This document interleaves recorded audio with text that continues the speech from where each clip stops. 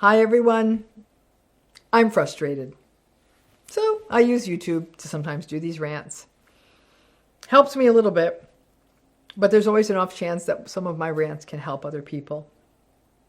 Right now, this thought is simply aggravating me. So instead of ruminating about it, I'm going to talk about it here. I guess the glories of having a YouTube channel, right? In the past 6 months, I've spoken to a lot of audiences, big and small, about healing from narcissistic relationships. It's what I do. I've talked to groups of survivors. I've talked with groups of people who are not necessarily going through this, but they're curious about narcissism. I've talked with groups of therapists. I've talked with groups of even leaders, business leaders and other kinds of leaders who want to know more so that they can run their organizations better. Okay? And the question that has come up a few times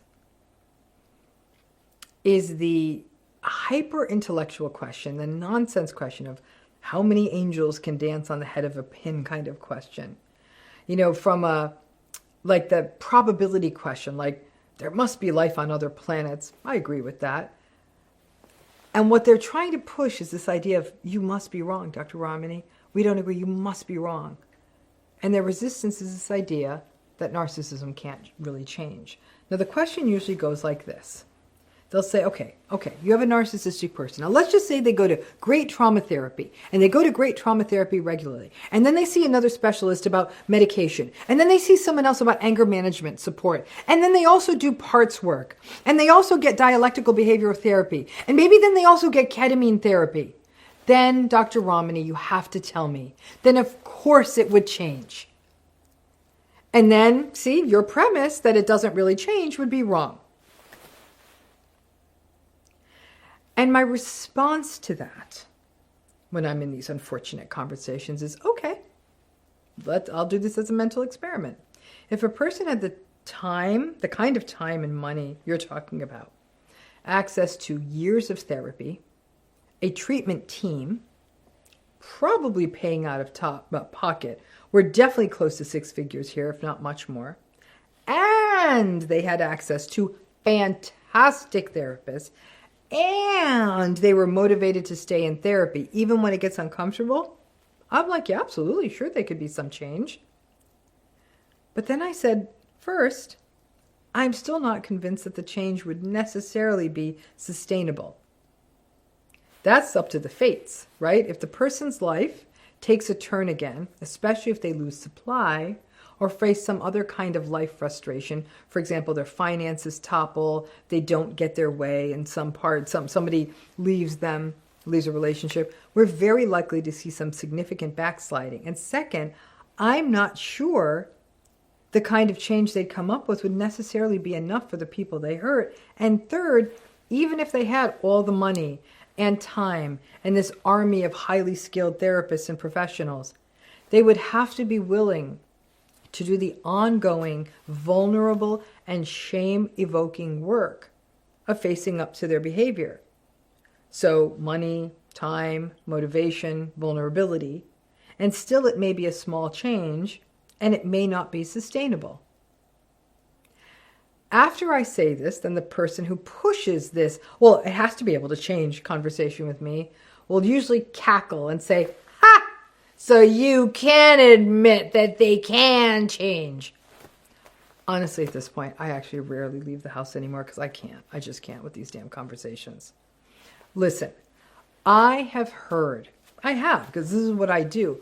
I've worked with narcissistic clients, lots of them, and I've heard the anecdotal stories. The person who told me that her serially unfaithful, grandiose husband did go into therapy, explored his early history of trauma, and he actually stopped cheating. Now, he still gaslighted her about other stuff and was pretty dismissive and entitled, but he stopped cheating. And for her, that was enough. It may not be for someone else. But we aren't married to him, are we? Another person told me that her mother would do this sort of dramatic gesture of pretending to, lock her mouth with a key, like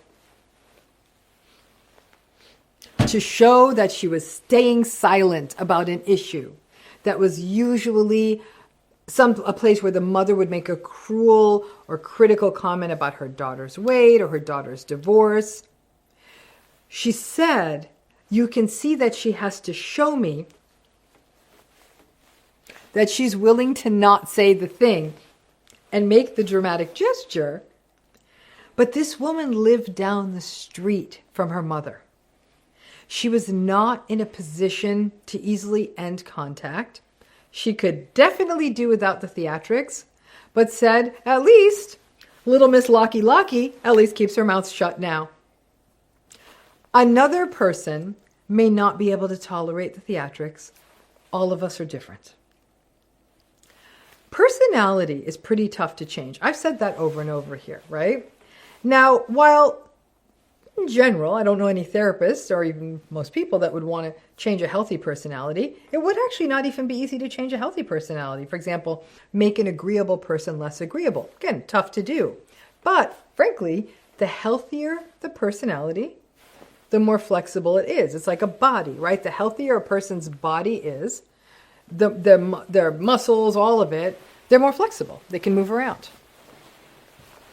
So that means that agreeable person can get their assertive on when it's needed, right? And they can learn to do that. Like they can learn to stand up to themselves, even though that's not their usual way, but when the heat's on, they'll do it. Now, the less healthy the personality, for example, antagonism, very unhealthy, narcissism, it's more rigid, so it's less flexible, and there's less likelihood to change, and there's less self-reflection, and so there's less incentive to change.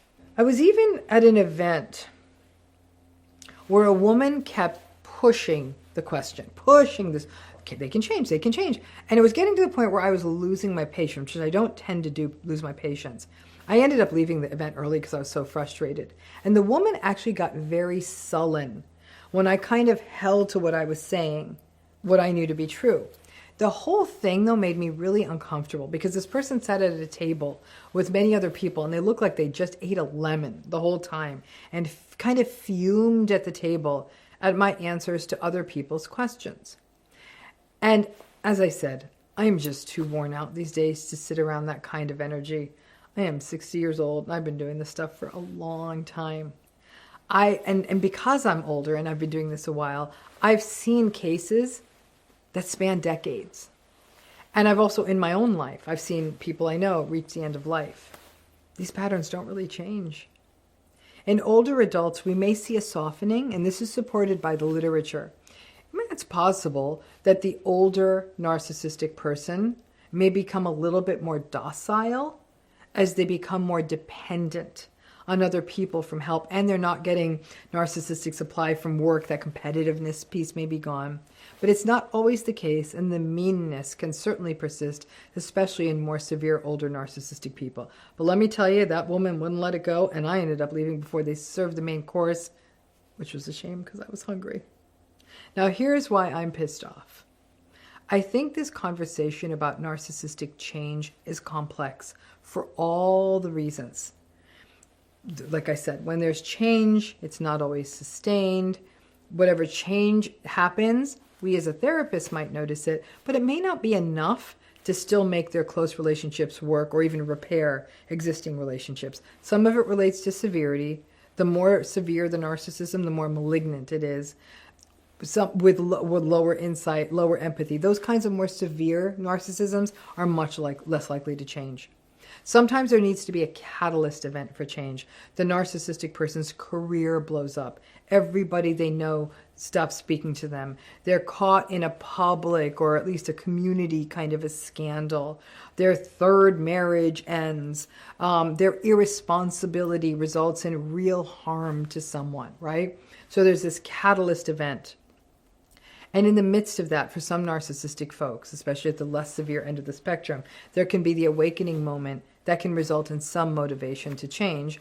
And in a small percentage of those cases, that sort of, called it a rock bottom moment, the person having enough awareness and some good therapists, there could be some change in the wake of that. But that's a lot of ifs, and we can't go creating catalyst situations in people's lives. This whole "Don't tell me you can't change, Dr. Ramani" part starts becoming a navel-gazing intellectual exercise. It also becomes a stuck point, and it almost becomes a point of defiance.